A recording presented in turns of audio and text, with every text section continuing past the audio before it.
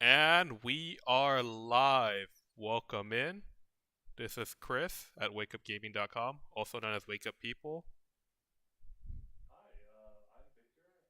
Still working on my tag. I hope you guys listen and give feedback because what sounds better? Titanic cucumber, massive banana, or something totally different? Something totally different. I love that. Those are classic names. Some do. Yeah. And I'm Mitchell, also known as Blueberry Lover. You can also find me at blueberrylover.com or not .com at YouTube. I don't have a website yet. Alright, so what's going on is last week during MagicCon Philly, Wizards started dropping things slowly about the new set, March of the Machine. Not March of the Machines, March of the Machine, singular. Mm-hmm. And It's not a great title, but it has some lore speculation. I don't know. Mom is a pretty good acronym. yeah, mom is a pretty good acronym. Why not moms? Multiple milfs. Whoa. Whoa there. So that's a bit much. You can never have too much. But Uh, yeah, continue on. Sorry for no, no, we sorry good. for cutting you off. So yeah. Oh, damn. That threw me off. But talking about moms and mom, there's a bunch of new stuff that dropped down, and so we're just gonna take a brief look at some of the stuff that came out. We're not really going to cards specifically, only because we're probably gonna do that a whole other time later. But there's a lot of ideas here, and that are really interesting to look at, and a lot to speculate on. I know. It's pretty exciting. So, all right. So, who wants to go over the first pull up the first card we're going to talk about?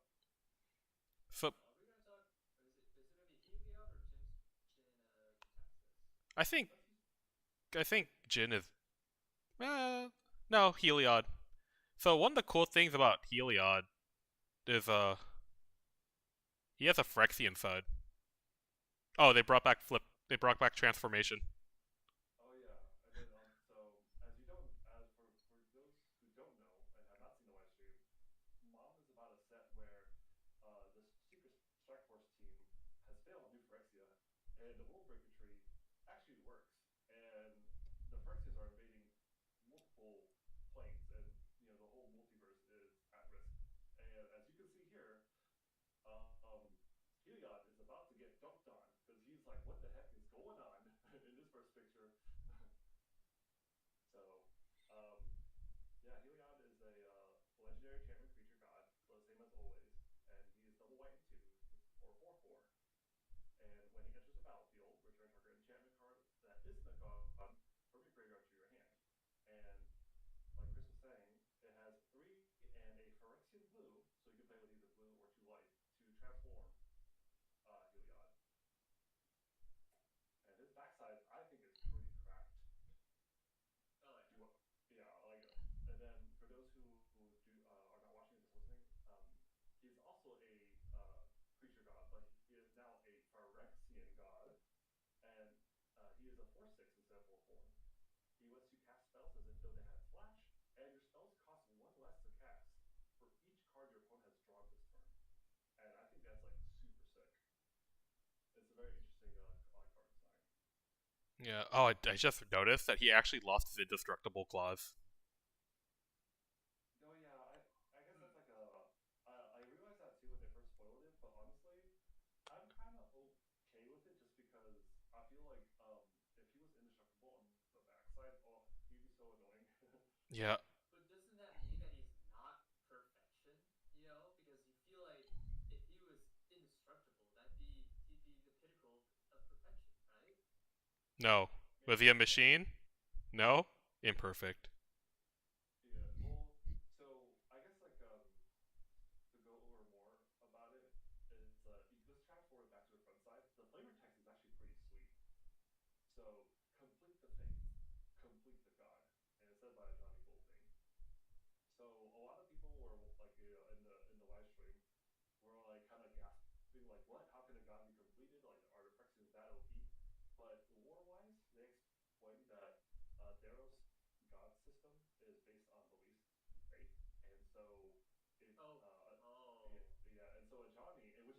really like Devotion. karma, because like Ajani was like despises Heliod for what he did to Elspeth, basically goes around and converting all his believers and completing them, and so slowly Heliod can't help but becomes twisted into, you know, a different image. That makes a lot of sense actually. And then if you read the second flavor text, complete the god, complete the plane. So if you go around completing every person and like warp their beliefs and stuff like that, like you don't even have to do anything with the gods. They're going to like kneel before the people's beliefs, and it's like whoa. Wait, just to reiterate, it's because it's based off the people's faith. Mm-hmm. Mm-hmm. So it's like so, and then I think that's really interesting. Um, well, that's the whole idea of devotion, anyways, because devotion was like if you have enough like mana pips, they kind of like become manifested. Yeah.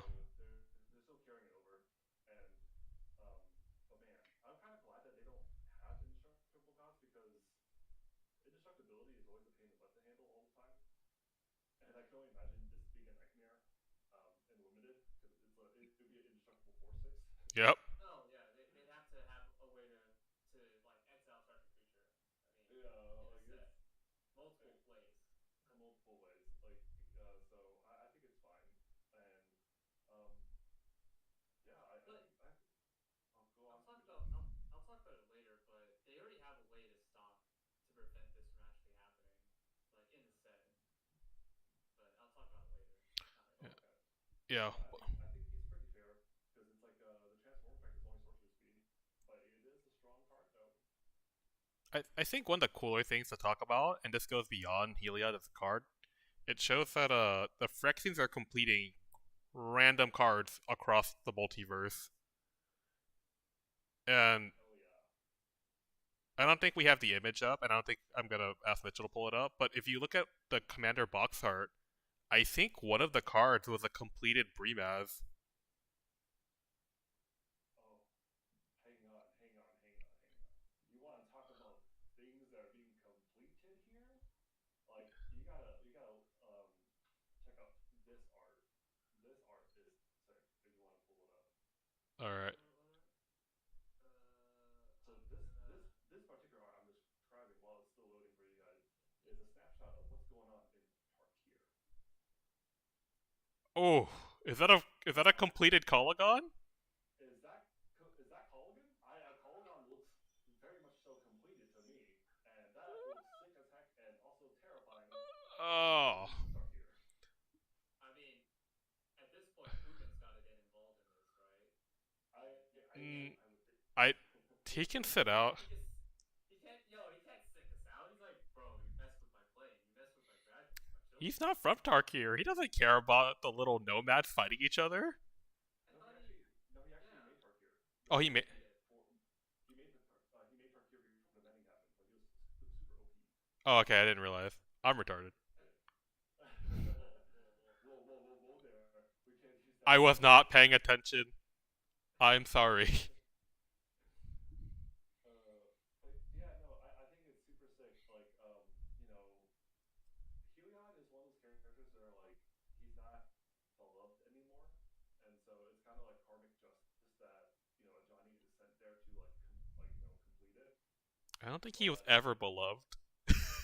Yeah, I was just about to say. I'm like, I don't know. He had like Maybe the first time around. Who knows? it was the second time when he had a combo piece. That's when people went, "Yeah, I like Heliod now."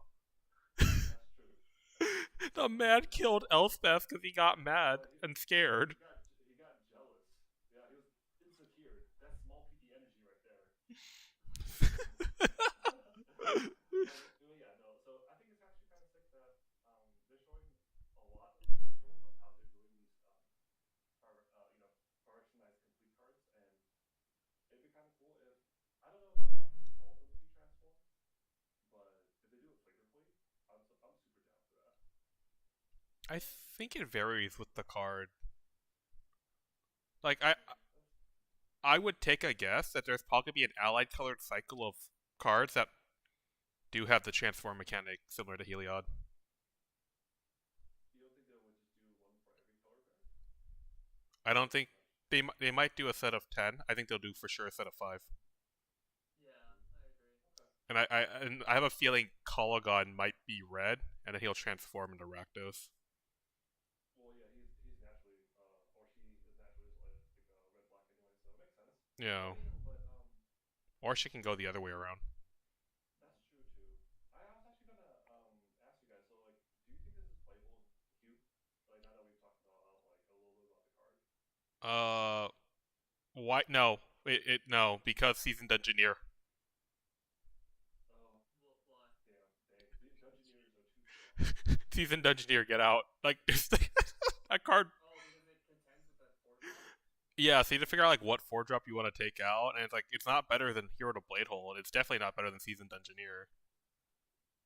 Yeah, but then like I don't know, but I feel like what Yeah. Commander Cube then because that backside is so good. I would like it for Commander Cube because it's a enchantment creature, and there's a lack of that. But But I'll see. yeah, I thought you wanted more enchantment stuff. I I Or I did, and for my Commander Cube, and this card actually has me looking at it. okay. But it wouldn't take up a white slot; it would take up an Azorius slot. Yeah. Okay, Then that's like a whole other issue because those slots are pretty tight too. that's But fair. Um, but I'm hoping that they do more legend like enchantment creatures too. okay. Yeah. I don't know. I did saw a recent CEDH game with this guy, and nobody respected Heliod, but he was able to transform on either turn two or turn three, and it was like the most insane thing I saw. Like where they're like, "Oh, we have to blow up the backside because I think um, he time twisted." Like yeah, like he was just like it was on the it wasn't even his turn. It was just his opponent's turn where he's like, I got flash speed. It don't hurt me. And then like the craziest thing was like I got to see him play like cards like um Coveted Jewel 4-0. What? That's that's kind of wild. Yeah, so I think and then that's like CEDH territory, but I feel like you can easily do something like that in our commander game, and I think this card's pretty sweet. I don't know if I would build him as like a commander, but I think any kind of wheels strategy would definitely like this, like a Jeskai wheel deck or something like that. Oh shoot, that's a good point. Yeah. Yeah. All right. Anything else you guys want to say? Mitchell, you want to talk? If not, if you want to introduce us to the next card you want to talk about, Is it gonna be Jin? I think so. Yeah. We're talking about transform cards now, right? Yeah. All right. Prepare for a lot of text. Oh, oh yay! Oh goody! Oh goody! The next card is Jin. I don't know how to say this. Jitaxis? Gataxias. Jataxius.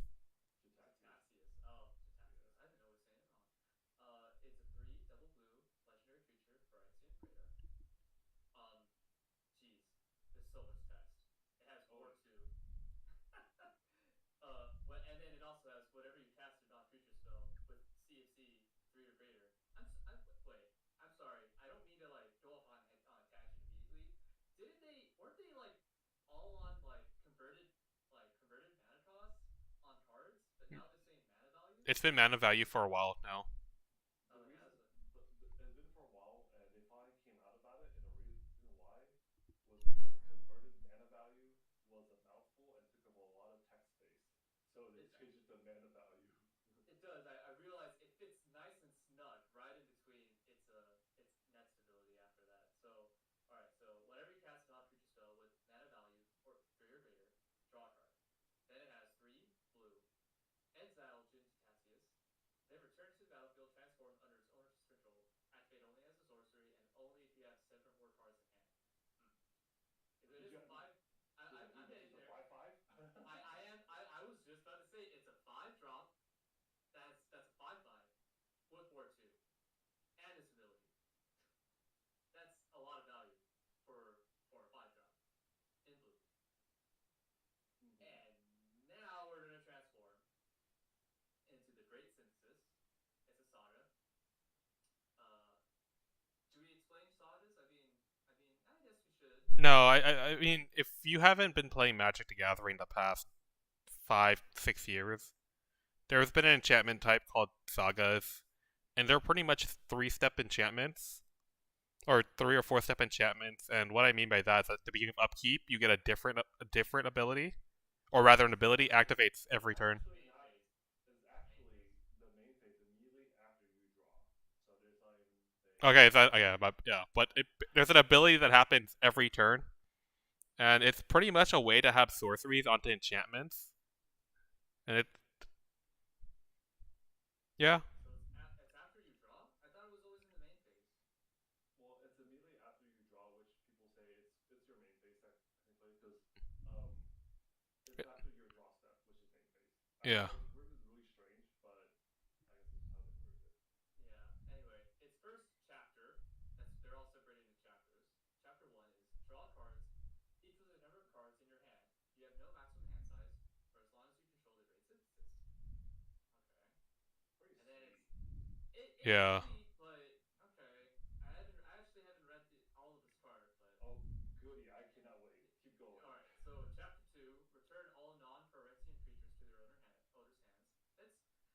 That's okay. I mean, that's pretty good. I'm not gonna lie, but in a limited format where there's a lot of Phyrexian creatures on the board, that might not be as good, but okay. And then you may cast any number of spells from your hand without paying their mana cost, and then you exile it, and then return to the battlefield.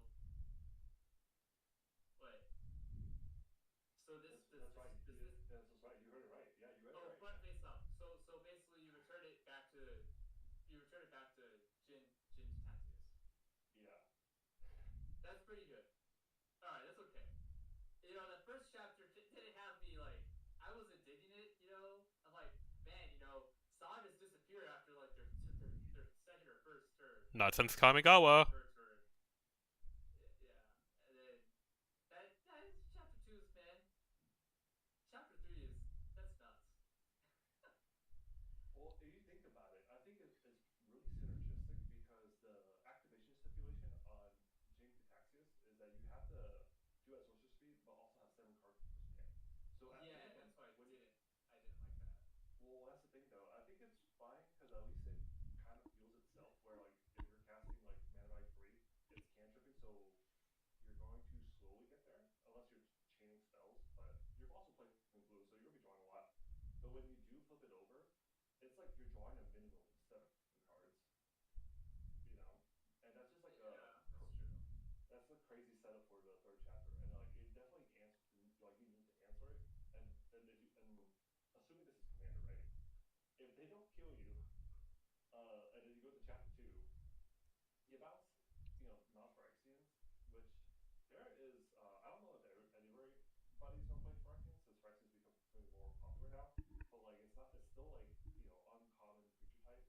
It It doesn't stalls stop for. I was like, Praetors are Phyrexian. Oh, and Oh wait, Praetors, yeah, right? that's true. It But does not stop changelings, but still, it buys you some time to get to like your chapter three, or better yet, you're blue, just play proliferate.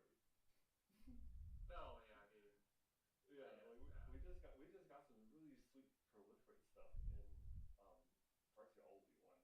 So I think this card is pretty good. The only thing that's keeping it balanced is that it's sorcery speed and it's a long setup. So I think it's pretty fair in that regard. I think the long setup makes me not want to play it in cube though, but it does have a really good body. I don't know. I mean, it depends on. I think it depends on your power level of cube. Like, if you have a lot of, if you have a lot of low CMC, sorry, low mana value, like stuff. Oh, I feel oh like, yeah, yeah. Like you have to build around it a little bit, right? So and it has for you, wards Mitchell, too. War Two like keeps it protected. It's like semi protected, so like you kind of have to invest to kill it. So he sticks around a little bit better. But I guess it really depends on your playstyle. Like for you, Mitchell, where like you've been playing more aggro and low to the ground, so Jinkataxis may not be as good. What do you? But I mean, if I'm playing low to the ground, I feel like he would be good for me. well, well, no, because like for you to draw cards, like you have to uh have mana value 3 or greater, right? Oh, it's three or greater. Oh, I thought it was three or less. Oh man, Yeah, I'm it's illiterate. yeah, it's 3 or greater. So that's why it's like But that's the thing though. I don't think it's that bad because at least most decks, I feel like the bell curve forms at 3, right? So it's not that bad. Yeah, Like yeah. at least that's how I feel because like a lot of my decks like it forms either at 2 or 3 around there.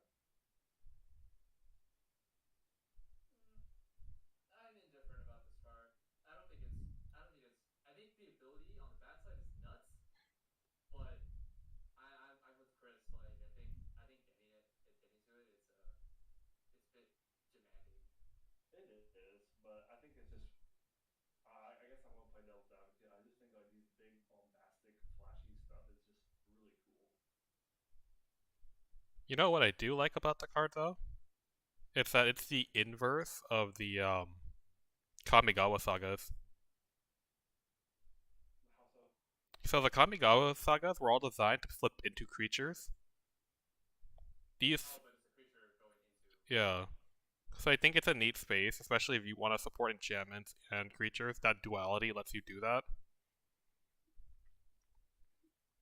Other thing that I think is really cool is that it sets up, or it's a clear indicator that we're probably gonna cycle these cards for each Praetor. Oh yeah, I'm kind of excited. I kind of Yeah. want to see. I hope Ras is good. Yeah. What? How did you say they were designed again? Because we talked about So this in like the pre-show when we were getting ready. oh yeah, yeah. So lore-wise, like they talked about how like the reason why they decided to do this was that every praetor has their own philosophy of like what is complete perfection, and in Jinkataxi's mind is that he wants to create the perfect surgical bay that can complete anything, and that is the great synthesis. Is being able to operate on anything and complete anyone, and then like uh, you know for the greater good or in their point of view. In their greater good. Yeah. So it's kind of interesting because it's it kind of gives you a little bit of like I guess speculation because like War Quest is almost survival of the fittest, right? Yeah. So it's like, ooh, how would you depict that in the saga? As like, do you just like put like 10+1+1 counters on a dude and it deals that much damage to each other dude that you don't control? Like, I don't know. Like, it could be something crazy and wild. Who knows? That'd be kind of lit. I take that board wipe. Board wiping green? Oh, yeah.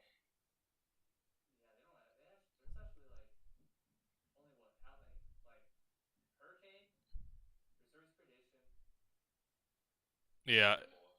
it's not a or lot. Great Aurora. I mean, Would you count that one? Because it kind of resets everybody. it kind of doesn't. I mean, depending on what you flip. Yeah, it's random. Like you might totally screw over your opponents and they got nothing, or you give them like something amazing. Yeah. Yeah, Green does not have board wipes. No. All right, we can get into it, but I think Jin Taxis is cool. I don't know if I'll play with him because I don't know. I can't think of what ever put him, but he is cool though. But if you see him across your table, just be mindful because it's not hard to proliferate. So they flip it over and oh, be pretty insane. Yeah. All right. To the next card. Oh yeah. Next card. What is the next card that you're going to talk about? I like Is it Fairy part of Master. the Fairy what's Mastermind. Fairy Mastermind? Okay. Yeah.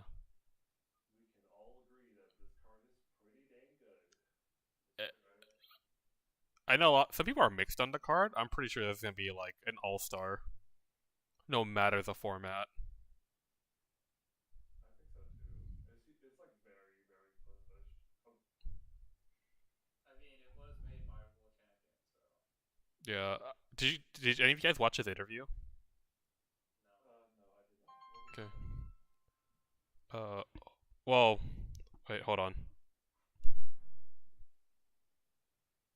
Absolutely not.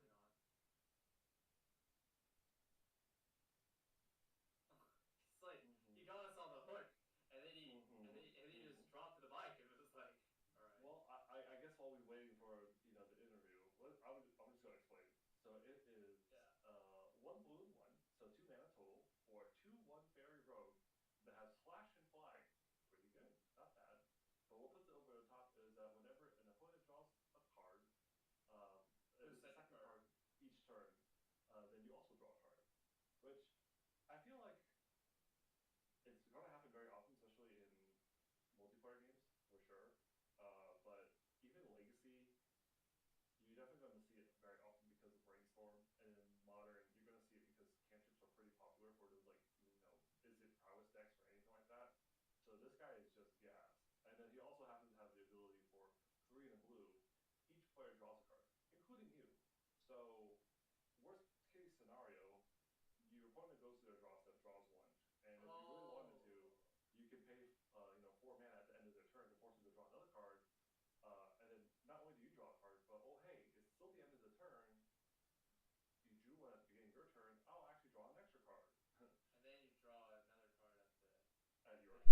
Yeah. It's just a really strong tempo. Like it's really good. I didn't look at it before, but it's a inspiration. They put inspiration on Fairy Mastermind, and I was like, 4 mana to draw one card, man. And each player does that. And then I looked at this. Then if you look at the other ability, then I'm like, oh, it's just It's inspiration. each turn too. Each Yeah. turn, each player. So in the game of Commander, if for whatever reason a person drew a card out of nowhere and you can draw two cards that turn. Additionally, because one person drew, your opponent drew for another opponent drew for turn, and so you both force them to draw their second card. Exactly. So it's gonna fly off quite a lot. Like you gotta be careful. You don't want to be brainstorming. Oh my god, brainstorm punish. Yeah. And the cool thing is it's got flash. So, you just be like, oh wait, before that brainstorm resolves, let me just play this. Oh, okay, go ahead and resolve brainstorm. I draw a card. Yeah. Super sweet. Um, And yeah. did you guys ever play with Fairy Vandal Unlimited? I Oh, have not. okay. So just for context, Fairy Vandal is a flash 1/2, one in a blue, very similar to Fairy Mastermind. Whenever an opponent draws their second card each turn, put a 1/1 counter on it. Oh, oh. I didn't realize how easy it was for your opponent to draw a second card until I played that card. And so in like draft and in some of my cube games where I include the card, I that card ends up being like a 3/4, 4/5 in like no time. Like it's a card that has to go because when your opponent draws for turn and then they do something small that draws them another card, trigger already. We all, yeah, and we all know, like, Commander players, what's their favorite thing? Drawing a card. I play Boros. Okay, well, it's on the top part of your library. That's There not you good enough go. then. It only if Yeah. your opponent has more cards than you. Oh, oh, because white. Yeah, for some reason, white is still stuck in the Stone Age. But honestly, though, I think white is definitely catching up. But that's a topic for another day. Yeah. Yeah. So yeah, let's. We all agree. Fairy Mastermind, sweet crack card. Yeah. You know. I think without the the three blue, each player draws a card. I feel like it still would have been a good card. Yeah. Oh. Most most Yeah. definitely. I feel like it should have been that, but yeah, the extra push is just jeez. The Yo, just let me play this with like training grounds. Uh, uh Yeah. in uh in Yuta Takahashi's interview. Oh man, because I got cut off. Like, something happened right before I needed to answer the phone real quick. But oh my! In his interview, he was like, "I want a card that can be played in every format that exists." I mean, this is true. Yeah. I mean, Yeah, It's yeah. definitely it. Yeah, for sure. and he was like, "It has to be a blue card because I want to play it with Force of Will and Legacy." Oh, okay. That's even better then. That is blue. And I don't know how I feel about them making more cards. I no, I'm liking. I like the direction where Legacy is going, where there are some decks that don't use any reserve list cards. But Okay, yeah, I think that's fine yeah. actually. But originally he wanted the card to be a 1/3, so it could block Ragavan. 1-3 would be very pushed. Yeah, he's like I want to block Ragavan because I hate that card. I feel like I think everyone shares that sentiment. I think. Yeah, At least this guy can still surprise block and trade. Yeah, yeah, that's definitely. not stopping Ragavan, but yeah, But can't you wait? Ragavan exiles? It doesn't draw, right? Or does it draw? it exiles the top card of your library, and then they can play it. That card's disgusting. Oh, okay, okay. Never mind. So I guess Fairy Mastermind can't beat it in that sense, but I guess it can still block. Yeah, Whatever. I don't know. WotC design team didn't want him to do it. No, I They respect have to that. sell their product, okay? Oh, like to be fair, what I do like though is because the card's a 2/1 for cube, I run flash flying 2/1s as like a standard at this point for blue tempo. Card fits right in. Yeah, Oh good. no, yeah. That's good. Yeah. Fairy rogues. I hope this brings back fairies in some context. Well, I just if hate that it's a rogue. if you guys don't know, there will be some Lorwyn stuff because they showed artwork Oh, for that's right. the Lorwyn plane being invaded. Yeah. And then So around the I think corner is Eldraine too, so fairy support. yep. So I think it's pretty sweet. Yeah. Alrighty, all right, Mitchell, what's next for us? Yep. What is next? I mean, we can. I think we can talk about the partner stuff because I Uh, mean, I like WotC partners that are but I'm not partners into that it. are not partners. Oh yeah, yeah, yeah, yeah. Partners in crime. Yeah. Is that what we're calling them? Partners in crime? I called it that, but we could call it that. Yeah. Okay.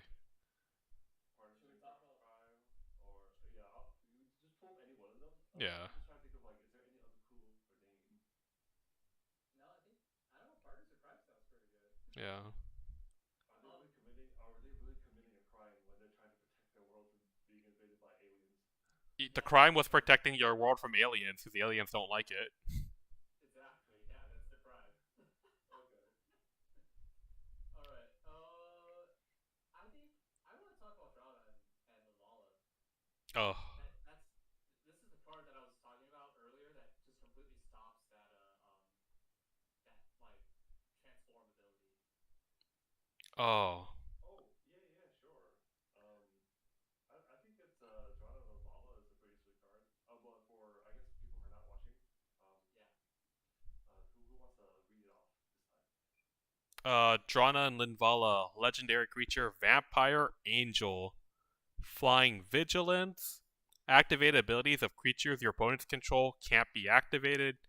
Drana and Linvala has all activated abilities of all creatures your opponents control. You may spend mana as though it were mana of any color to activate those abilities. This is sweet. It stops Kiki Jiki. It stops Mother of Runes.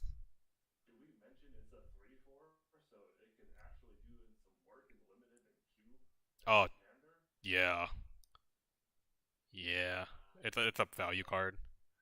Yeah, like does this card straight up power creeps the old Linvala, the one from Roleplay? No. Because of color. Oh, It's mana cost. They're different because of the mana cost. okay. Because I was gonna say like they both have the same stat line, 3/4, and this has vigilance, so it's a little bit. I feel like, but then You yeah, can't I think put. it's fair. Yeah, like you can't play Drana Linvala in like an Azorius deck. Mm, okay, I guess that's fair. But aren't a lot of death and taxes decks like black white? Yes. I mean, Then maybe like we should give them another Yeah, option. I think the effect's unique enough that like you would run both. Just for density. Yeah. Just you mean oppression? No. Oppression's only if you give in. Because I would love to tap Jana and Lavala to like uh make like green mana. To make one green mana. No, no, no, no, no, no. You're thinking too small, man. Think about it. It's like if you have like let's say a broom tender Alright, and fine. I'm excited I'm excited to exile a permanent and gain a 1/1 counter. or better yet, it's like what about Priest of Titania where you make green mana equal to the number of elves, and so you infuriate the elves player because this is not your mana, this is my mana. That's kinda dirty. At this point, I feel like I would just have them as a commander, just because like I really dislike green decks with all their mana dorks. Like you're relying too much on your mana dorks. I mean that's me, but I Yeah. was gonna say yeah, you're a hypocrite because you love your mana dorks. I do, yeah. But if I'm playing against him, like let me punish you. And now my Drana and Lavala are mana dorks. Hold up, I played bad decks. What's mana dorks again? Living in the Stone Age where there's You just have a way to like cultivate. Red has a mana dork. I don't even play green. Like, what are you talking Oh about? yeah, that's right. You don't even play green. What do you play? I guess you play Night of the Life Orchid. It's actually really good. Yeah. Yeah, but yeah, I think Linvala, drawn on Linvala is pretty sweet, Yeah. and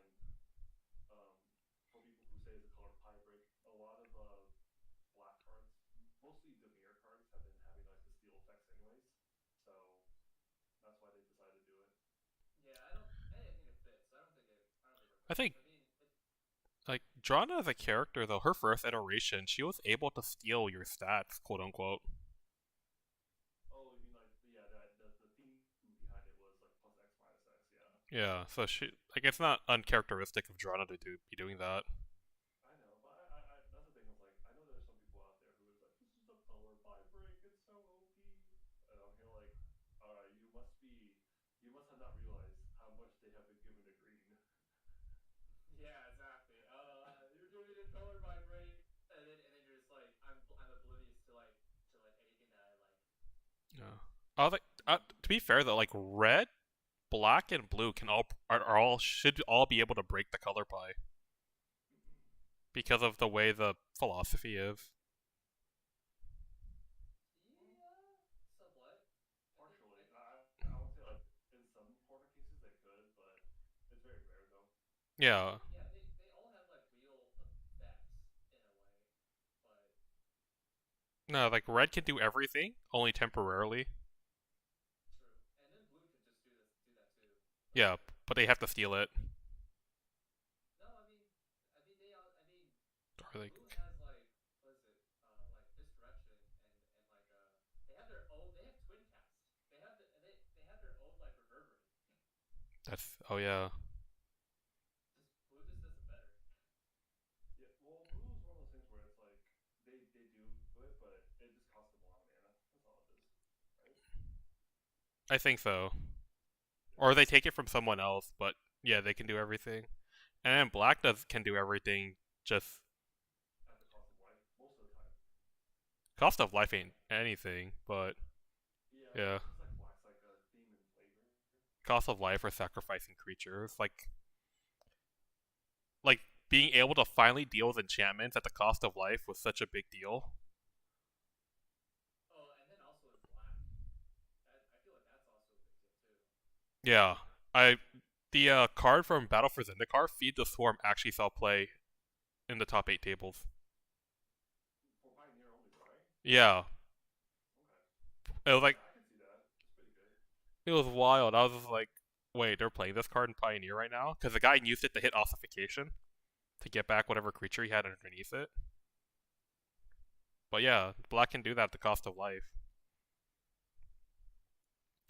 But All right. yeah, but going back to Drana Linvala, taking a step back and looking at the bigger picture, they're essentially one of many cards that are showing a theme of like a plane uniting together to fight the Phyrexians, and so we get these really cool pseudo partners. Yeah, especially because it's like John and Laval. You would never really imagine a vampire and angel working together. So I think it's pretty sweet. Yeah, and it's not just Drana and Linval are doing it. If we go back to the main page on Scryfall, on Ixalan you have Gulta and Mavrin, Let's talk about Delta and Mavrin. who are like wildly different from wildly different factions. If you guys remember how Ixalan was set up, it was the 4 factions racing to find the Golden City. Mm-hmm. And Although I really feel like I don't know if dinosaurs really care about finding the Golden City. They just they did it. Their retainers did. yeah, I guess that's true. But yeah, so Gulta and Mavrin are pretty sweet. I don't, but nothing crazy like Laval in my opinion. But they are because there's actually two of them are double green, double white, 3 mana for a 12/12 trample. And you know what's really funny is that they actually were talking about like people were talking about why doesn't he have 13/13? Because let's be real here, if you're riding a dinosaur, you are doing no work and the dinosaur is doing everything. That's why they kept Galta's original 12/12. Yeah, exactly. I was just about to say it's literally. Yeah, so Maverick is more on the support side, and you can kind of tell by their abilities. So it says whenever you attack, choose one. You either create a tapped and attacking XX green dinosaur creature token with trample, where X is the greatest power among other attacking creatures, or create X11 white vampire creature tokens with lifelink, where X is the number of other attacking creatures. So it's kind of interesting because it's two separate themes. Galta wants to go tall, whereas Maverin wants to go wide, and it's very reminiscent of their previous printings. And it's kind of interesting just because it's like you can kind of go whichever situation works best for you. And both Galta and Maverin being green and white, you kind of can do that either or in Commander because you got +1/+1 counters. You can go really tall with that, or just go like Stompies, and then white's got great token generation, or technically green and white has got amazing token generation. Yeah. Yeah. The only thing I don't like about this card though is that it's not independent. What do you mean? Oh yeah. It What has do to, you mean by not? if you don't have another creature on board, it doesn't do anything. What do you mean? It's a 7 drop 12/12 with trample. Well, I meant the attack trigger don't Yeah, work. you are not wrong, but that's the thing though. It's like, hey, come on now. It's still a 7 drop 12/12 with trample. Yo, when I sneak attack this, I want it to make a 12-toed dinosaur or 12/1/1 vampires. All right, I want that game to end when I sneak attack. That's true, but I wouldn't. I don't think. I mean, I guess it's a target, but I wouldn't consider Galta and Maverin as my first target to sneak attack. I think he's very fair, like the way how they balanced them. I think he'll be fun to play though.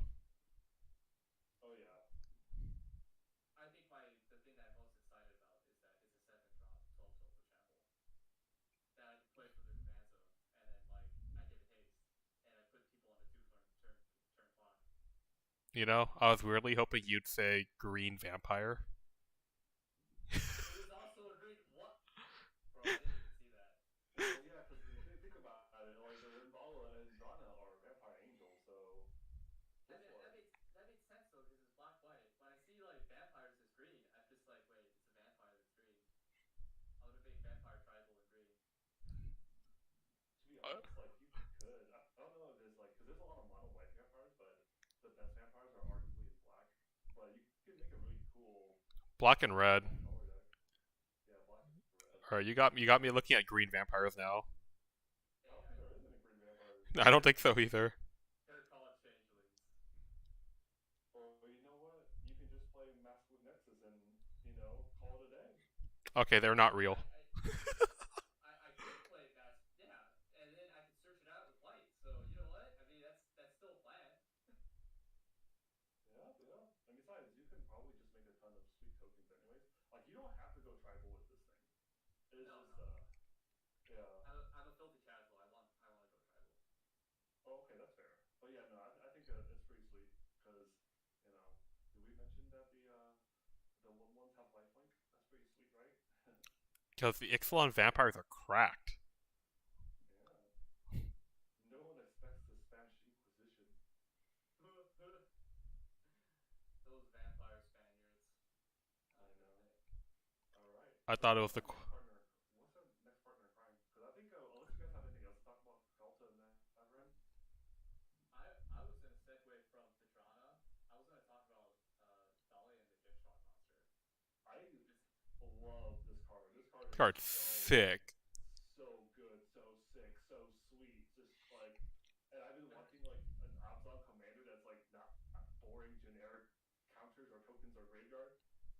no, It's yeah, like You want to know a fun this fact? card's great. You guys want to know a fun fact? What's the what? fun fact? It's the fourth creature to have first strike death touch. In a No row, way. or There's you mean just in general? in general, it is the fourth creature. And doesn't like most of those aren't they on Glissa? Yeah, because I think two of them were on Glissa. Let me check. Yeah, I was like, I'm pretty sure 2 of them are on because the Glissa's a new card. I know for a fact, like yeah, Glissa is Oh, and then isn't there a knight? No, no, no, no. And then the fourth one is the demon, the Rakdos demon, Rakdos Yeah. demon. oh okay. Any other card that has it, it's all conditional. Well, you know what? Time for a face-off. Dolly the Gitrock monster versus Glissa. They'll just Let's kill each do other. it. Yeah, They'll just who knows? I'm pretty sure Uh, like the Gitrog will jump in front of Glissa and save Dahlia for Dahlia to get that finish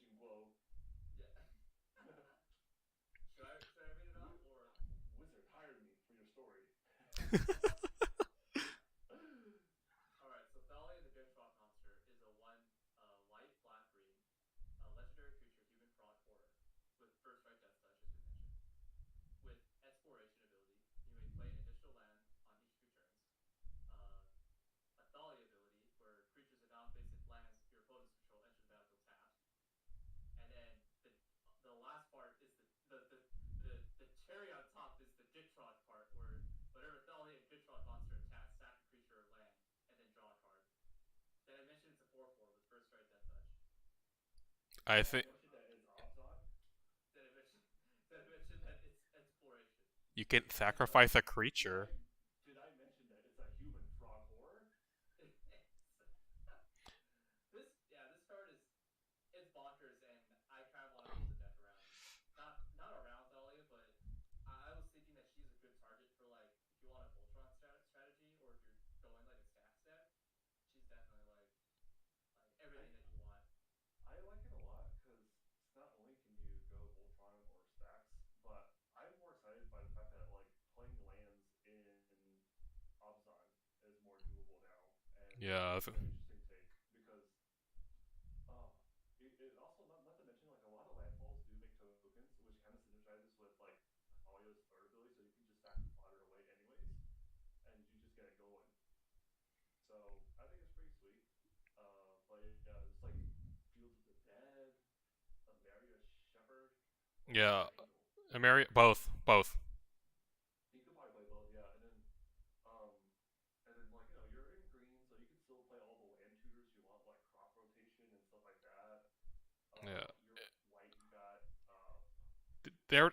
I think there just really need to be a white green Selesnya like landfall card or landfall deck, and I think we finally get something similar with Dahlia and the Gitrog.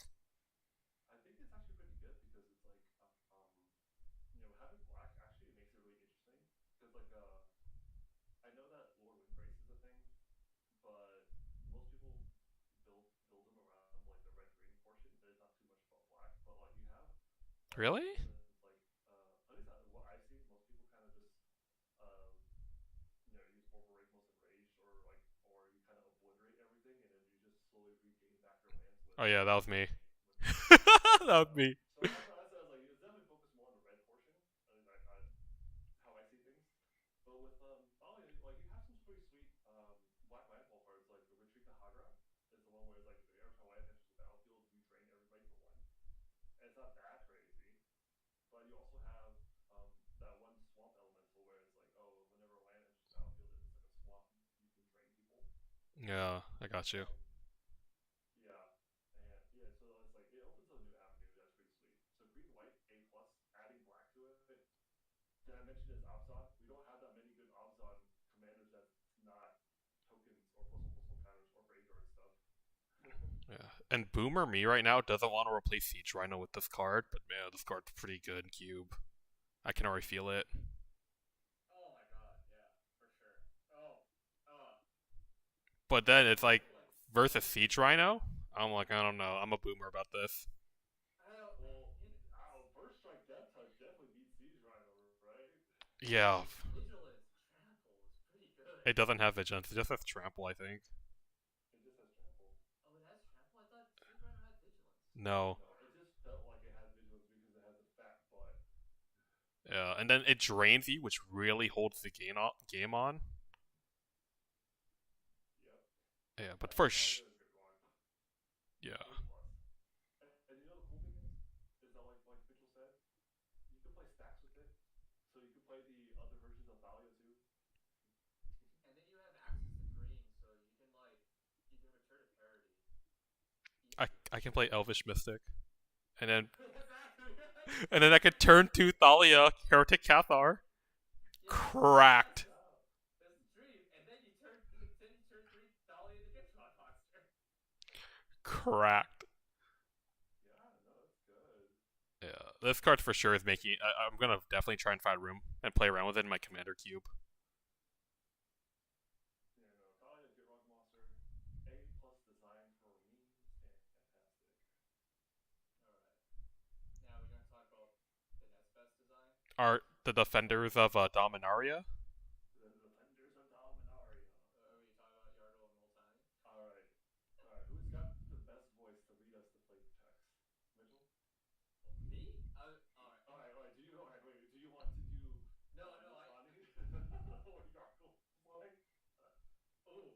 What's the Nurgle? Okay. Alright, I'll do Multani. I've heard much about you from the daughter, Multani Rebel. There was a time where I'd balk your aid, Phantom, but she has shown me the merits of Urborg's strange ways. It's not the time that replied Nurgle. This is a sweet card. You know what's a really fun fact is that I don't remember when. I think it was maybe 2 or 3 years ago. Wizards stopped printing vanilla creatures. Did they? No. No. No, I've heard that that was the case. I didn't notice. Yeah, it's most creatures will either have generic abilities like flying or vigilance or whatever, or like something very small or minuscule. Um, but they stopped printing vanilla creatures, and I thought this was funny. Where it's like, what vanilla creatures are underpowered? So let's just make it huge. No, yeah, I feel like that is actually a good choice. You know, I think if you're like spending mana, like the same amount of mana for like a sit strong, and it's like not as strong as your other sit strongs, like yeah, push it, make it an 1860, I make him fly. honestly, this would have been playable as a 9/9. It would have yes, it would have also been playable as a 9/9, but I think 1860 is just much better. For those who don't know, what I thought was very funny was that the original Yargle was 5 mana for a 9/3, and then now this version is 6 mana, double black, 1 green, and 3 generic mana for 1816. It's literally just 2 Yargles slapped together. 18/6. You guys keep saying 16. Right? Did I say 18/6? What have we been saying? You guys have been saying 18/16, both of you. But Oh, Did I was say I? 16? yeah, I it could rolled I off. could have sworn I said 6. I could No, have I sworn I think said 6. it rolled off better. And normally the stats are normally that high when you have cards like that, but this time it's like no, you have an 18 and a 6. Well, either way, it's 2 Yargles slapped together because it goes from a 9/3 to an 18/6. Now, Yep. I think this card is hilarious. I don't know. I don't think it's going to see play elsewhere, but for Hey, the most part, though, like I think this is a great budget deck. Or you know what? Like I think it's hilarious when you play it in Commander because if Voltron? it is your Commander, yeah, it's not hard to like give it trample. It really isn't. Rancor? yeah. Yeah, Rancor gets it to 20 power already, you know? And like you have to respect it because can you imagine you'd attack and then they just be like, "Oh, you don't block. Well, let me just play Giant Growth. Take 21 damage." You're dead. Yeah, you're dead. Or if like let's say they had did heavy Rancor and they block right and they go, "Oh, I'm in black. I play Tainted Strike." You're But dead. you know what's funny is that even if it's a super like casual, a super casual budget deck, everyone on the table is going to be afraid of an 18-6. Nailed it. I think Yar- beginner players will be, but for veteran players, it's like so long as they have blockers and jump block, it won't be too bad. But yeah, I can totally see it. If I build this deck, they're just gonna be like, we gotta kill the player. Why? He has an 18-6 creature as his you, commander. We you just know have to what's kill him. funny? I kind of feel kind of bad. I like it, but see, I feel like Multani has definitely downgraded because No, for doesn't sure. Multani have like a sweet like land matters like elemental vibe to him, and he's just here like, oh, let me just like double your size, Yargle. Well, if we think about lore wise, like Moltani like probably has no forests left because of like the Phyrexian invasion. So I can see that. he's probably like combining his power with Yargle, so then he can like, yo, I can just let me boost you up, let me give you the, let me Yeah, try to it, like do like it's a the dream team, Yavimaya and Urborg, yes. the two like countries. Yeah, I can see it. I'm imagining the memes where this card gets sneak attacked and you just die. Oh, you know what's really funny is that I did been hearing some people that they wanted to play this in like legacy sneak attack or something like that, where it's like they like because 18 is actually a lot of damage. It's a 18 lot is of damage. generally near dead. Well, technically, you think Oh, about it. It's like, can you imagine like, oh, I want to fetch for my dual land, right? It's like, okay, well, you're at 19 life, and if you assuming that you did not counter my sneak attack, Force you of just will fetch cost my one life. Yargle. A force of will costs exactly 1 life. It puts you down to 18. He's like, alright, I got you, fam. Lotus petal. Yeah, so I think like I don't know, people were joking about it, but I'm like, it could be really funny. Like I don't know. I think, I just wish they had trackle or vigilance. yeah. Like, Or I would really like it to have like Ward 2 or Ward 3. Like it shows like Multani like protecting Yargle a little bit. But otherwise, I think it's a fine card. I think I mentioned it on like MTG R slash MTG Cube, and it was just had this card had any keywords, this would have been not a. This wouldn't have been as memey. Mm-hmm. But even at an 18-6, it's like you gotta respect that damage. To be honest though, like I think this card could be really fun in like a Jund builded commander because like fling is a thing. That'd be funny. Yeah, like or I guess like you could also include like a card like Gerard and like sacrifices and deal 18 to each opponent. That's a thing too. Yeah, Yeah, I saw that. he, yeah, he's a big boy. So I think it's like he may be Mimi, but you know he's stolen our hearts. I think he's like a Chris, good meme. Yes. would you play this in your cube as your Commander six drop? cube. No, If or in normal cube and commander cube. Wait, if I was memeing, Chris, yes. you have sneak attack, right? You can make this work. I know. If I was memeing, yes. But it's a six drop, 18-6. In a Golgari slot, that's the issue. It But it's an 18-6 drop. as a serious player, no. As a meme, yes. Because the memories we'd have as we'd watch someone get hit by this, you'd be like, oh damn. I just think of the memories of like you're like, man, I just gotta keep blocking this dark old Multani. I gotta keep blocking stuff. Yeah, it's like you have to keep blocker stuff, or else like you're dead.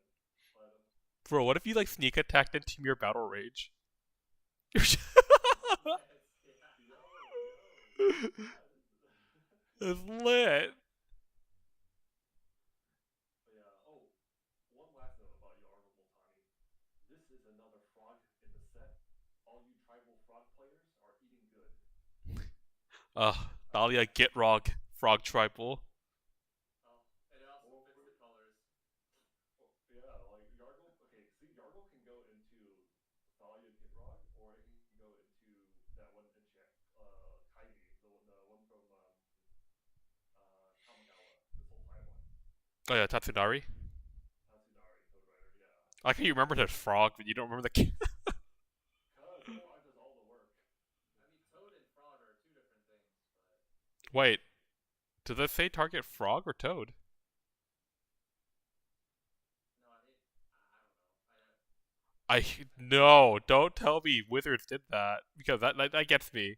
When they made Warlock as a creature type, I lost it for a moment. Or they had dogs and hounds. No. The dogs and hounds became one. Okay, good. Oh no, it says create a creature named Kaimi, a legendary 3/3 black green frog creature token. Okay, now it's a frog. Oh, Oh, the blessed. name though, it says Toad Rider. That's Yeah, toads and frogs are two different things, but oh, Is it because you read that book, Mr. Frog and Mr. Toad? yes. oh, okay, Mr. I was gonna say Mr. Biologist. You're not wrong. But You read that one book? Yeah, I read that book when I was a child. I When I remember was that book. when I was literate. When I was literate. All right, so let's move on. Do we have any other partner pairs? We have a couple in like a couple. Yeah. Exclusivity ones, yeah. Yeah, Do you and guys want to talk about Obnath first? I, no, no. I think while we're on the topic of partners, talk about them. But Yeah. All right. Let's do it. So next up we got Goro and Satoru.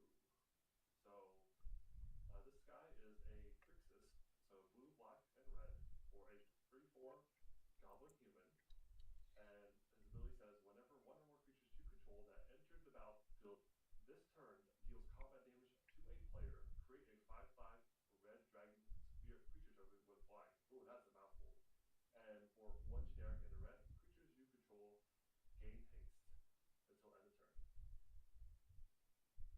this card's gonna be fun. I think it's pretty fun. I don't know if you guys noticed, but um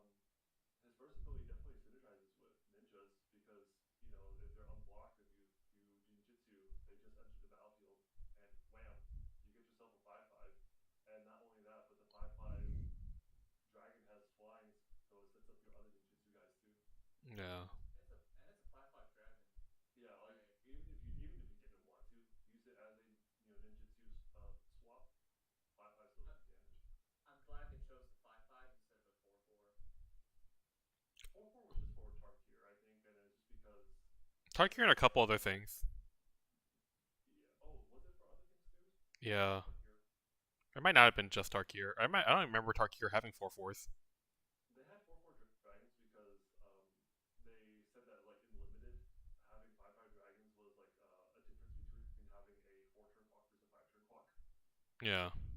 And then they also changed it um, to fit the theme more for Teamer, which was I know this is off topic from from this, but it's ferocious, so that's why because they didn't want to copy Naya because Naya was about power 5 or greater, so it was just more like make them stand out more.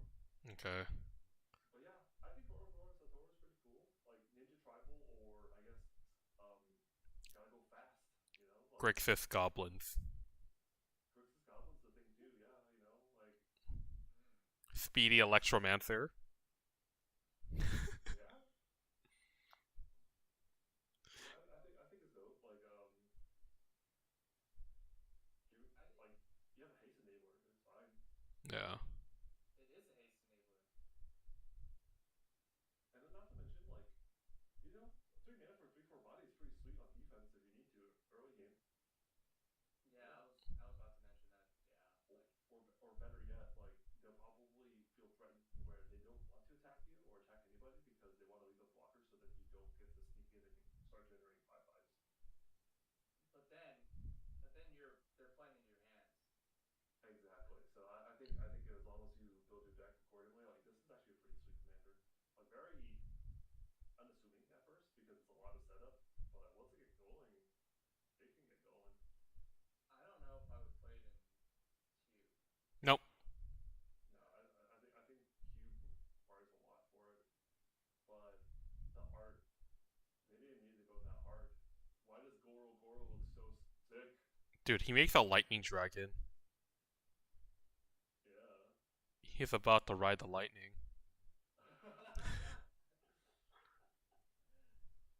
I don't know if anyone. I don't know if that many people would understand that reference, Well, but it's either you're a Metallica fan or you're a Guilty Gear fan. Yeah. That's a But yeah. I was actually going to say like one last note is that the icon for this card is different than the other icons for Martian Machine, and this one is specifically part of their commander collection, and it's not in the precons itself, but it's more or less in the set packs and the commander collector packs. Yeah, it's similar to how Yoshimaru and a bunch of other cards aren't actually in like in any of the cards other than the packs or in a commander deck. Mm-hmm. So it's just more fun stuff for commander players. And good news is that they did state that one of these cards, one of these legends, will be in the pre-release. Unfortunately, you won't get to use it for your pre-release event, but it's to help with accessibility and getting more of them out there. That's kind of lame. I want to do some crack stuff. Oh my goodness. yeah, I feel like depending on which one you get, like I could totally see Goro Goro and Satoru like wrecking limited. I can't because I can see limited like them not having enough haste creatures or enablers to make it work. He is the haste enabler. Yeah, but what are you gonna do? Enable your Elvish Mystic to swing? Hey, no, if they have if they have a 1 or 2 mana blue flying creature, yo, Okay, yo, okay, that's respectable. All right. So, do you guys want to talk about anything else about Gorgo and Satoru, or should we move on to the next partner pair? Yeah. I mean, I partners in think crime. I think we could move on to the Slimefoot and Squee partners in crime. And all right, and for these two, Slimefoot and Squee, just a heads up, much like Satoru and Gorogoro, these two are only available in set boosters and collector boosters, and not in any other product. All right. So, who wants to read this guy off? Because I think this guy is pretty sweet. I guess I'll do it. Slimefoot and Squee is a black red green legendary creature fungus goblin.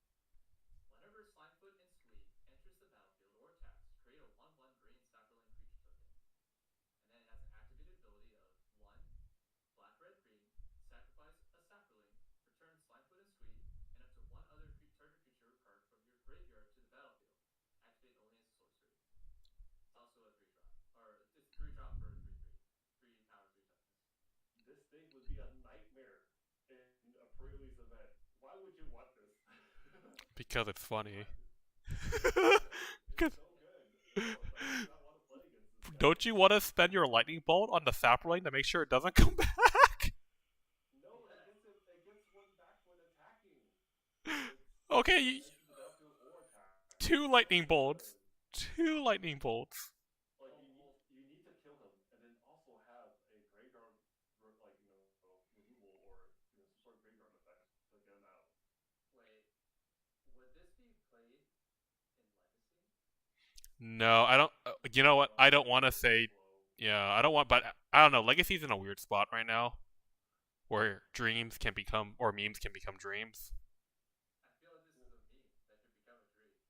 I don't think so because it's like the triple cost makes it really hard to turbo it out. Because like unlike some of the dungeoneering cards where it only requires one pip of white or one pip of like color, where you can Pearl Blast, Ancient Tomb, and Lotus Petal, you can get it out. This one requires like three separate colors, and the payoff is not as insane compared to like the dungeon mechanic.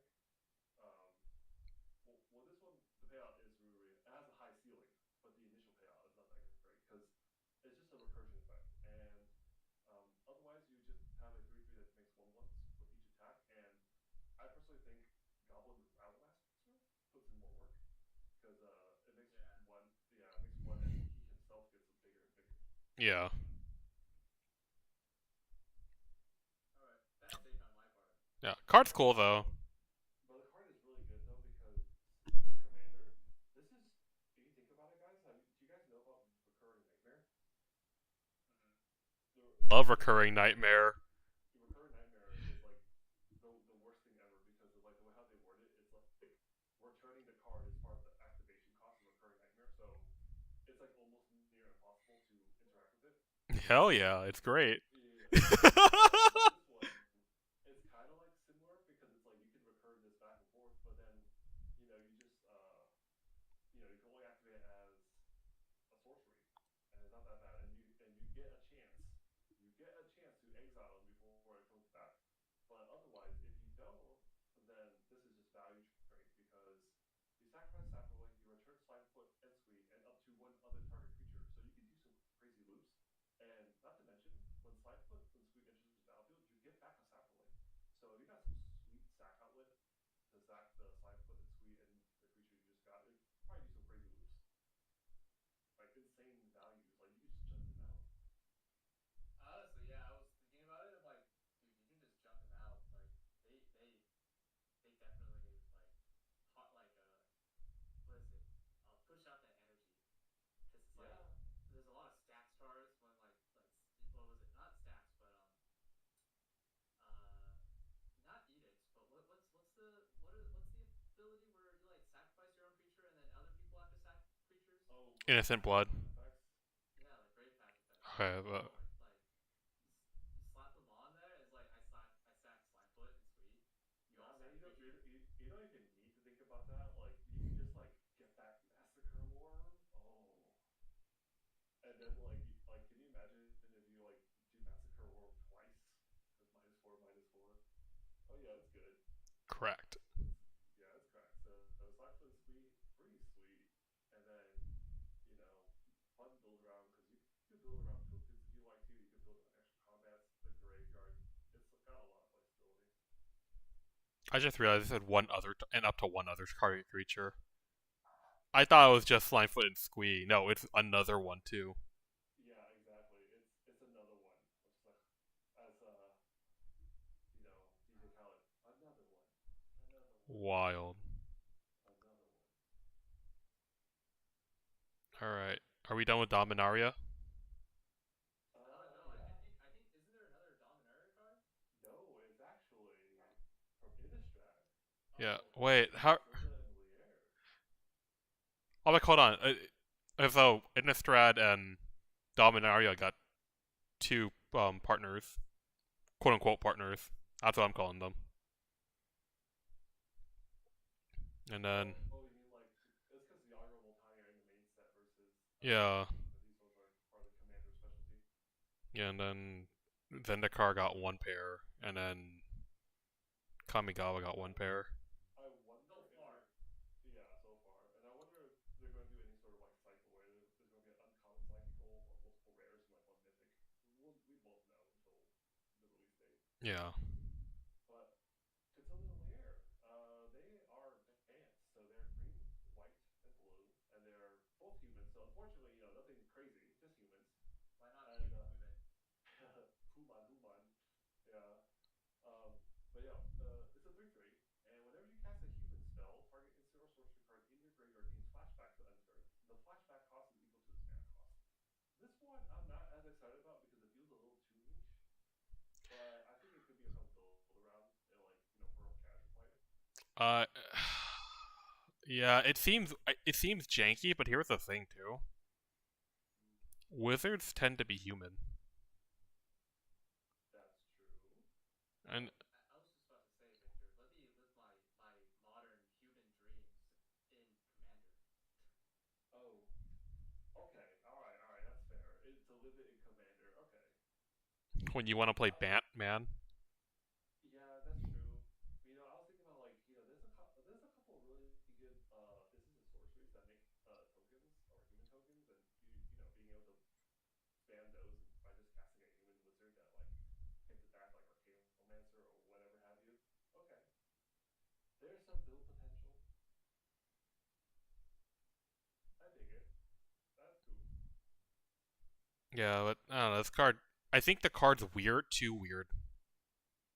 It's weird in a good way, I think it's kind of. weird. I think it's weird because it's part of the Commander series. I think that's where they like try to experiment with things.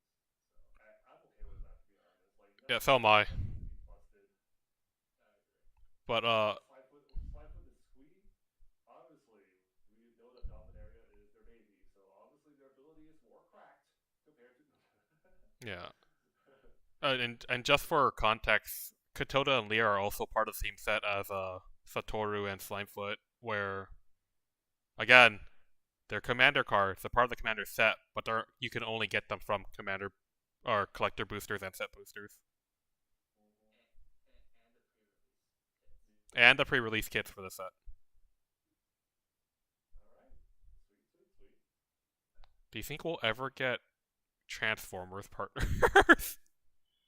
Oh, please no. I mean, Give, I'm give, sure give me Optimus Prime and Megatron, or Optimus Prime and Optimus Primal.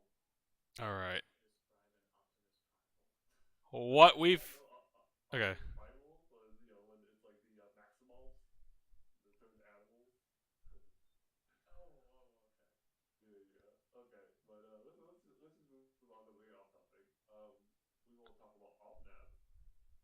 We finally got our 5-color Omnath that people are trying to figure out how it was going to happen.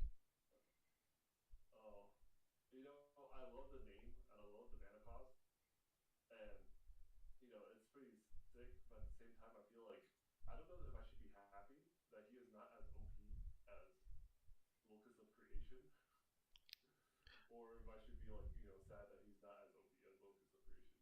You know what I would be more annoyed by? Omnath doesn't have nothing to do with lands this time around. Yeah, that I actually put out a tweet to Gabber here where it's like I think the first ability. Oh wait, I guess we should read everything first so that the viewers know because for those who are not watching again. Yeah. His full title is Omnath Locus of All, and it's white, blue, Phyrexian black, red, and green. And there's actually a really sick mana cost because the Phyrexian black is smack dab in the middle, and it's like boom. Yeah, it is kind of sick layout. Hold on, you're right. Yeah. A legendary Wait. instant creature, Phyrexian Elemental. Did you just notice that now, Mitchell? No, I noticed that. No, because I was like, wait, but then aren't they breaking the Wooburg? And I was like, wait, no, they're not. No, they're not. It actually, yeah, it works out. Like I think that the title Locus of All and the mana symbol is or mana cost is so well done. Yeah, it Oh, looks wild. snap. Yeah, I hate that he's Phyrexianized, but I'd have to admit, that's pretty sick. yeah, this is awesome. Wait, how did he So Phyrexianize an elemental?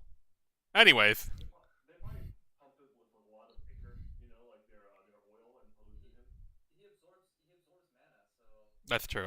Yeah, yeah.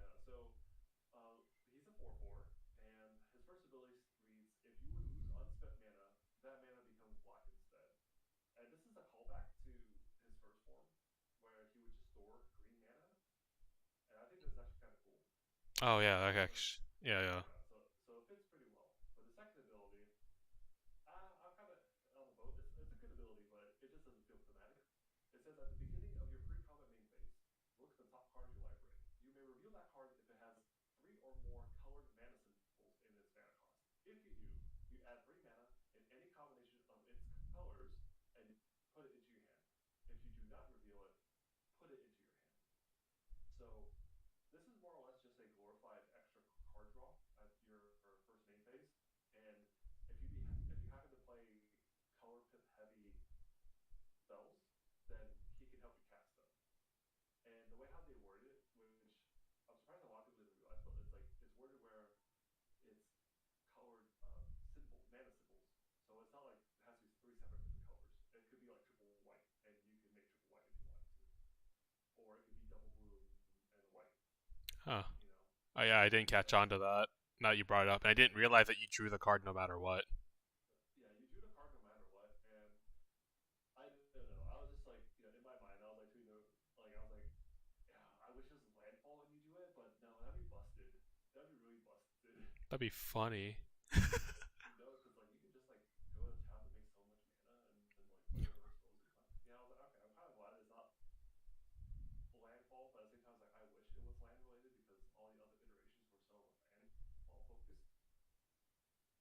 But otherwise, I think he's just a very generic five color good stuff deck commander. Yeah. In my personal opinion, I you think could do there's too many five colored commanders now. yeah. Like I was really hoping that he would do something unique that makes him stand out compared to the other five color commanders because, like you said, Mitchell, there's too many good stuff five color commanders. It's just all diluted. I feel like. It But it's is like, a how do little you bit. how do you compete with Kendrick anyway? I know, right? Like Fenrith was low key a mistake. Like he's just a little too generically good. Um, like I guess the cool ability that you could do with him is if you want to build like the Lucky Charms build, where you play every tricolor charm, and so you can cast it for free no matter what. I would just do an extra turn build.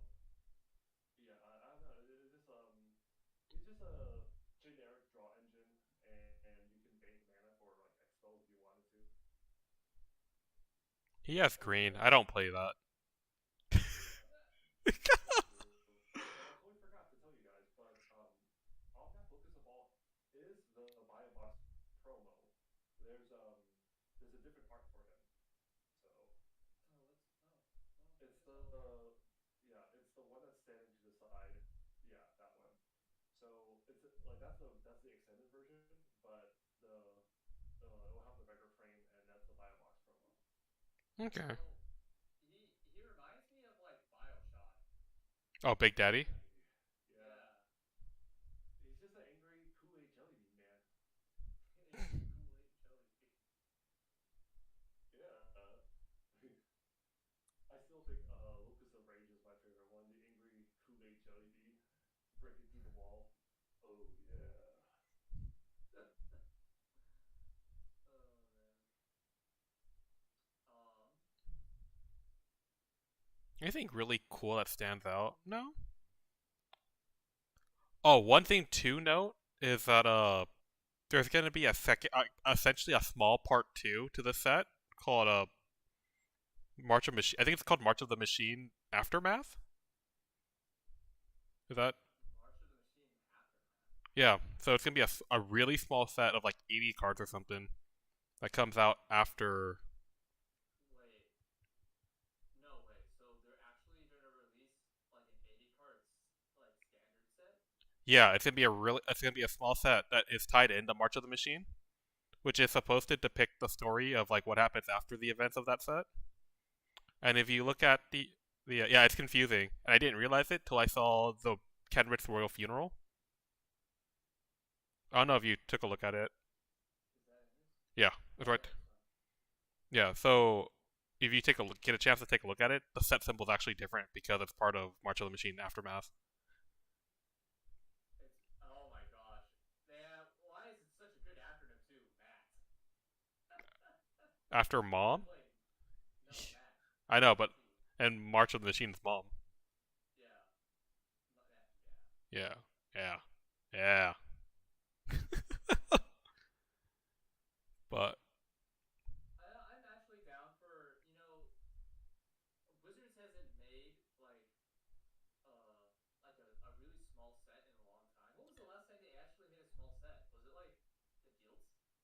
like, what do you mean by small set? Like 80 cards or 90 or like less than 100 cards in a The standard set.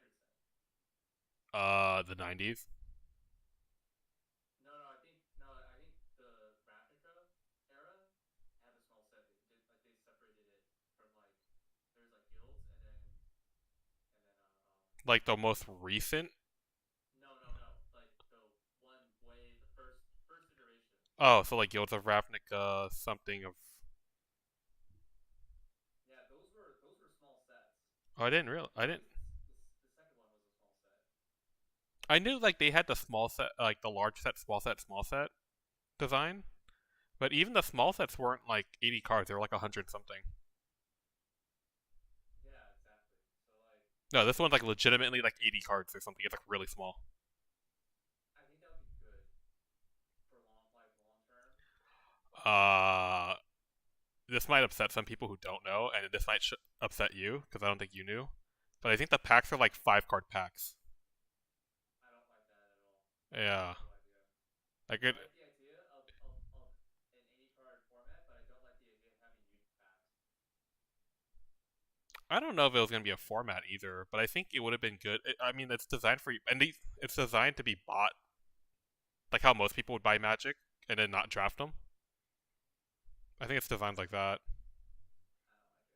I think it's going to do terrible then. That entire What we set is going to do. what we talking about? Huh? What we talking We're about? talking about. I had a emergency, not really emergency, but I had a phone call. Dang it, we try to go early one time. We got all these problems. It's okay. I know the one time when we go early for a recording schedule. Yeah. I see that we are talking about the Kenrith's royal funeral. Uh, No, we're actually talking it's about Matt. yeah. We're talking. It's less about the Kenrith Royal Funeral, and I don't really want to talk about this card, but I do want to talk about that there is a small set coming after Mom. Oh yeah, yeah. They even said so. It's like I think they said either 50 to 60 cards, and it's a small set that's supposed to show like story wise and like the aftermath of the crazy war, and also cards that they really couldn't fit into the set because it would just be too confusing slash too much mechanics or whatever to juggle. Yeah. Oh, dude, you'll be actually cool because this isn't. I don't think the set's designed to be draftable either. Yeah, I don't think so. They could like supplement all the sets from the year. So supplement all the way back to like Dominaria United, all the mechanics in that set, all the way up until See, I feel um. like they need to do that.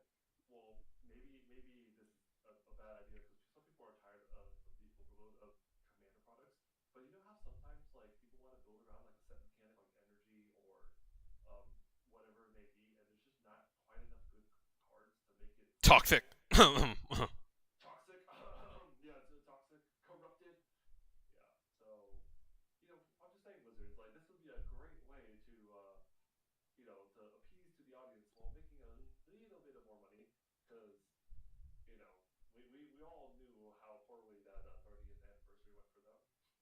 I'm actually a staunch defender that it's a terrible idea and it's a terrible product. Which one? Really, the aftermath like The aftermath. supplemental products. Yeah, after Chris told me that it's only 5 cards per pack, Yeah. I do not like it. I don't. It should not. It it's not a good direction. That I think it's Wizards trying to take a leap to try to siphon more cash out of its consumers, Yep. and It is. it needs to not work. It really does because this is actually a terrible idea. Having 5 cards per pack, is it going to even be a guaranteed rare? No. I don't think so. I No. I think it was like two. I think it was like the way it was a pack was like 3 commons, 1 uncommon, and 1 uncommon or mythic or rare. I could be wrong. But that's what I've. No way. Is Dude, that no, really what it is? it has to be that way because that's how Yu-Gi-Oh does it, and it's like abysmal like rates to like pull like a rare or Oh, it's that is it's terrible because I was thinking like I could be it would misremembering though. I could be misremembering and spreading disinformation you could be, or but misinformation. it's also like I don't see it feasible or possible because it's like how is it that you're gonna put a five card like a five pack like five cards in a pack and have a rare in every single pack? I don't know if that's possible. It can't be. Like, if it did include a rare, it wouldn't be so bad, right? It wouldn't be, but I think it's still a terrible idea that like we need to like not go towards because imagine them putting this price at like 110, 120. It is. Like Oh, oh and yeah, yeah. No, that'd be garbage. Like, absolute It is. garbage. If I remember, rejected it. if I remember, it's that pricing. It's not if it So, oh man, that's I it's didn't app realize that it is 5 cards per pack and not even a guaranteed rare. That is garbage. Wait. Okay. before you got back, I was talking how like I was actually excited that it was an 80 card set, and I was thinking it was going to be draftable. But after Chris told me that it was just five packs and not draftable, or five cards per pack and not draftable, it's terrible. It's a terrible idea. No, I think they said that it's between 50 to 60 cards, and then I like you, and they're probably testing the waters to see, you know, how well a supplemental set does because No, because imagine I this: they can put like a, a product every month like this at 110, 120 price, like how other card games do, or every other month. Imagine that. Uh, mm, I can't see that for now, but it wouldn't put. I wouldn't be surprised if they try again in 2 years. I I wouldn't be surprised if they tried again after the net set or like after.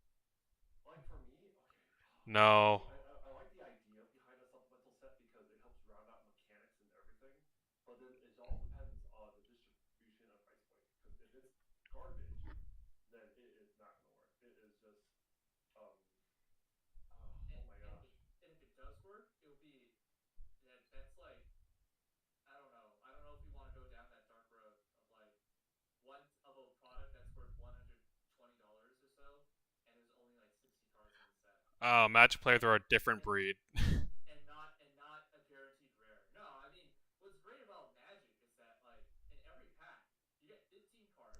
Granted, you might not think that all of them are worth something, but Uh, at least you get a rare. it depends what kind of packs you buy. Collector boosters, I think, only have 12. But then again, they're all foil, and you mostly get rares in the collector boosters anyway. It Yeah. depends on what you're looking at. But I'm looking at like just like draft or like I don't know. I mean, maybe I'm just a boomer. No, you're absolutely right because it's like if this succeeds and their monetization, oh, it's gonna hurt so bad because then they know that they can take advantage of this type of really greedy monetization strategy.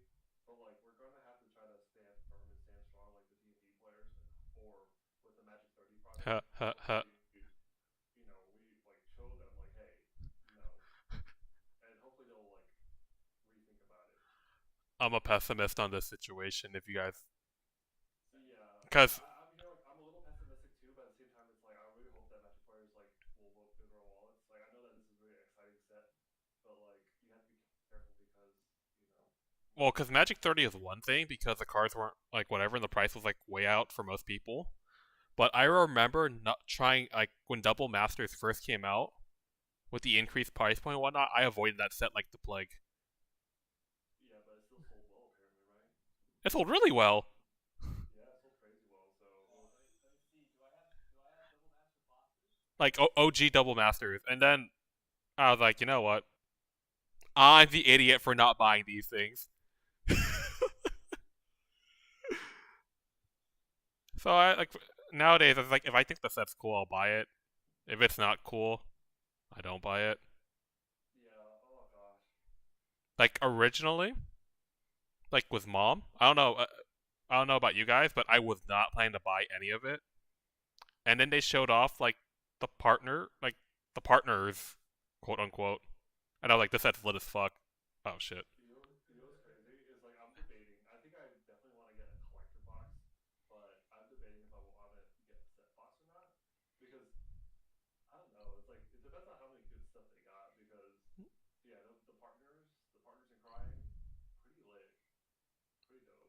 Yeah, like And if the Praetors, if they're all like really fun and flashy, I think that's a really dope cycle. Any like iconic character that's being Phyrexianized completed, also pretty super dope and flashy. Remath. Oh, all right, that's another episode though because that's speculations and it might be in a commander product. Yeah. But yeah, so um What if the it's Kenrits get Phyrexianized? well technically the Chemnitz are well they showed the Chemnitz Royal Funeral, so they definitely passed away in the war. Nothing stops the dead from being Phyrexianized when you look at Venser and Urtai. Oh, I guess that's true. But like, let's say that they were not Phyrexianized and they just sacrificed themselves.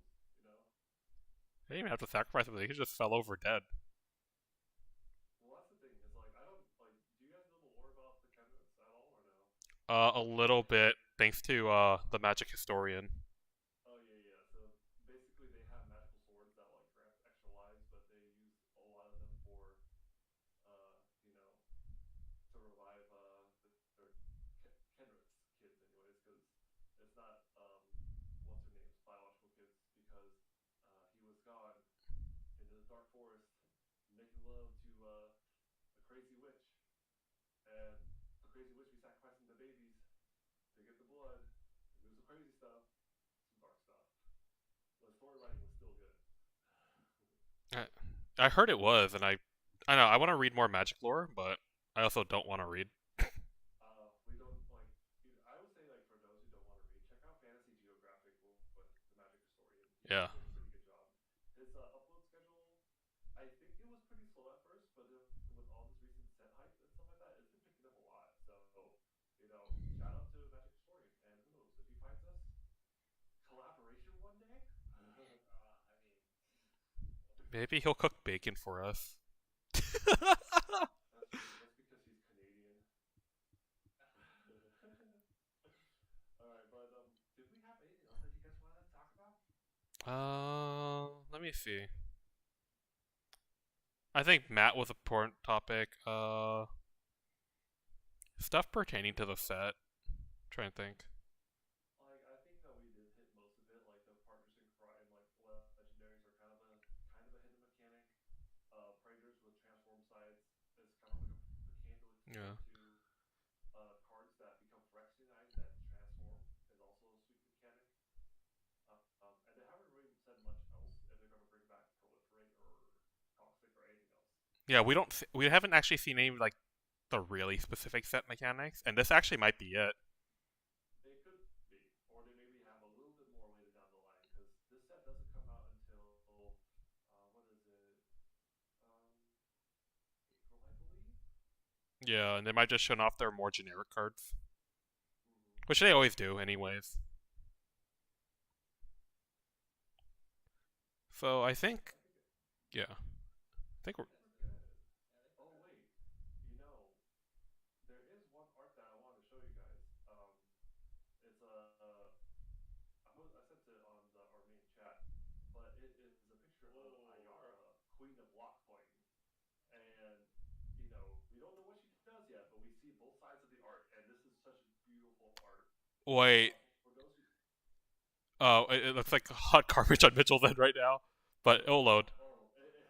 just let it load. But There it is. you know how so I Ooh, think that this is probably our black card that transforms into a red side, kind of like Heliod, right? From white to a blue white, or maybe she goes black to red black. is she gonna be a Um, Phyrexian elf? yeah, maybe. I think it's super cool, and so it makes me question. It's like, oh, if Kolaghan's complete, does Kolaghan just stay red black, or are there going to be multiples of these cards, not just a singular card for each color combination for a cycle? Like, Dude, she's hot. yeah, like, and then the crazy thing is that I think like it's also kind of fitting in a sense because Ayara is she does what's best for her and her kingdom. So if she thinks that the Phyrexians are the winning side, it's like, oh dang, did she lose? Because like I think in the story of Urbrask, like his whole cult or his ideal of completion is that individuality is important, and they have to like actually want to become completed. And so it makes me wonder if Ayara actually was like, yeah, if it guarantees me and my kingdom like things